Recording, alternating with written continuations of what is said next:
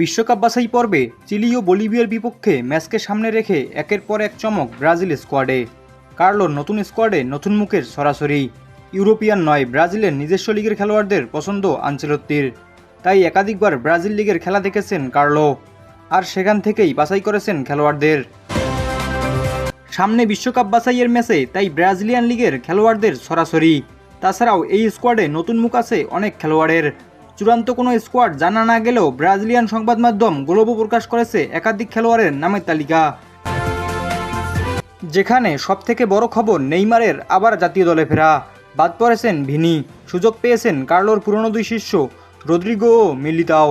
তাছাড়াও আনচেলত্তির প্রাথমিক স্কোয়াডে আছেন সান্তোস থেকে নেইমারের সাথে গ্যাব্রিয়াল ব্রাজাও, ক্রুজিরো থেকে Caio Jorge, Matheus Pereira, Fabricio Bruno ও কাইকি ব্রুনো, বোটাফোগো থেকে অ্যালেক্স টেলস, ভিতিনহো ও দানিলো, ভাস্কো দা গামার পাওলো হেনরিক এবং সাও পাওলোর মার্কোস আন্তোনিও, লিমন খান খেলাবেলা।